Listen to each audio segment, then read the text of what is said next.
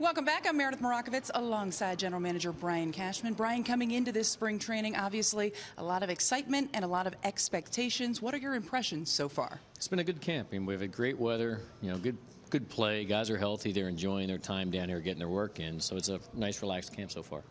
When you look at the pitching situation today, Tanaka first time out struggled a little bit. CC Sabathia had a nice outing yesterday. Do you feel like you have enough right now as far as the rotation is concerned? I better feel that way, because we're not currently in the import business. Nothing's on the horizon, but getting these guys, especially the veterans, sea legs under them early. I don't worry about their performance. I worry about them just being free and easy and healthy and getting their work in. And then towards the middle of camp and beyond, I think that's where you lock in and see what you really got from the veteran guys. Let's talk about some of those young guys, starting with Miguel Andujar. Everyone said they thought that he would hit at the major league level, but did you expect this type of performance out of the gate? He's been great, and he's certainly capable. He that bat can play, and we saw that last year, when it counted against the White Sox when he came up and had that one great game.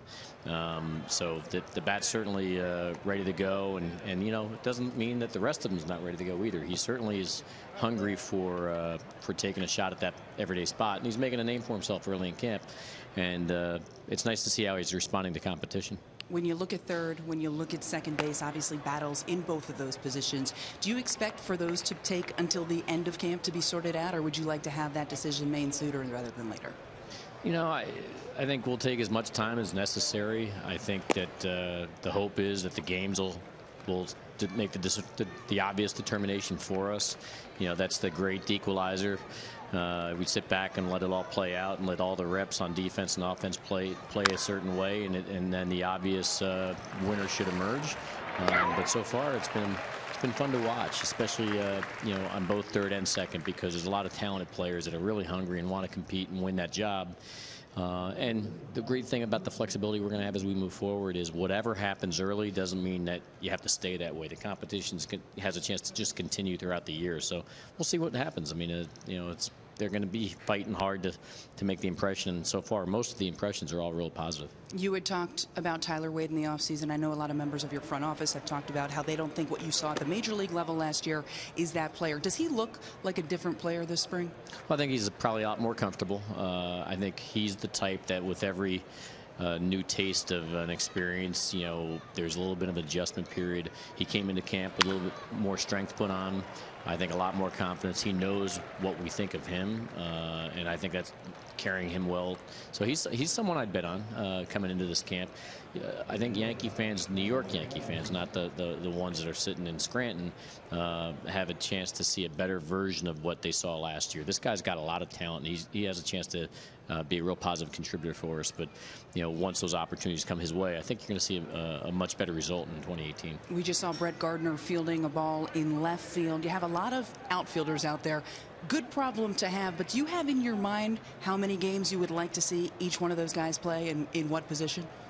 I think between Aaron Boone and his staff, I think we have enough flexibility there that it's imperative for us to really kind of err on the side of protection.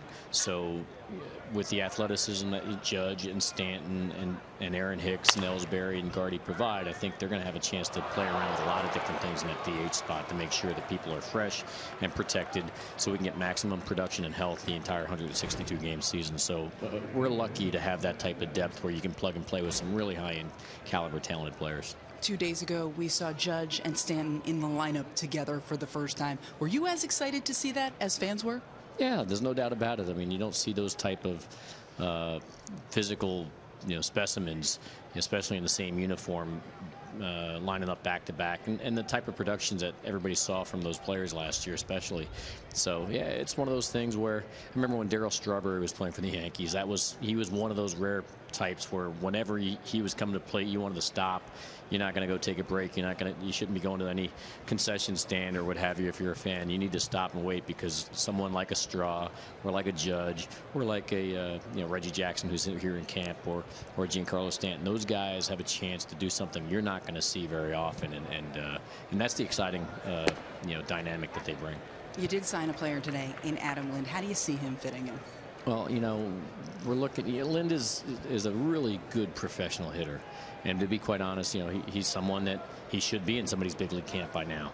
And so we saw that he was still on the board, and my staff and as well as myself look at the depth that we have in each position and try to protect ourselves as insurance policies. And this is a professional hitter, a great pinch hitter. He can play first base. He hit 14 home runs last year for the Washington Nationals. Nice left-handed bat. He did enough damage over his career for the Blue Jays against us. So, if he was willing to come in as a non-roster invite to our camp, even though there's not a direct lane currently, it's something I think we all feel much better about in the event, those rainy days come and something happens that's unexpected, that we have another person to at least consider as an alternative. Well, Brian, that's going to do it for this interview. We're going to set it back up to Kenny and Paul in the booth.